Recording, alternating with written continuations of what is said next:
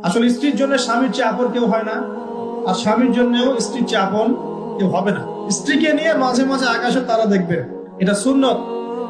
স্ত্রীকে নিয়ে রাত্রেবেলা একটা হাঁটাহাঁটি করেন, গল্প গুজব করেন, সুন্নত। অনেক সুন্নত কিন্তু উঠে গেছে এখন। মাঝে মাঝে খেতে বসবেন, একটা প্লেটে খায়েন, একটা প্লেট, বড় প্লেট, এক প্লেটে খাওয়ার অভ্যাস করেন। নবী সাল্লাল্লাহু আলাইহি ওয়াসাল্লামের একটা হাদিস এমনও আসছে, আয়েশা রাদিয়াল্লাহু আনহা সম্পৃক্ত, একসাথে গোসলও করেছেন তারা। চিন্তা করা যায় এখন, একসাথে গোসলও করেছেন। আয়েশা রাদিয়াল্লাহু আনহা বলতেন যে আমার হাতের সাথে নবী সাল্লাল্লাহু আলাইহি ওয়াসাল্লামের হাত টাচ লাগতেছিল পানি নেওয়ার সময়। আমরা কারাকারি করতেছি পানি নেওয়ার সময়, কে আগে পানি নিবে। ইসলাম এর মধ্যে সবকিছু সমাধান নাই। ইসলাম এমন একটা religion, complete code of life, যেখানে প্রতিটা বিষয়ের হেদায়েত আছে।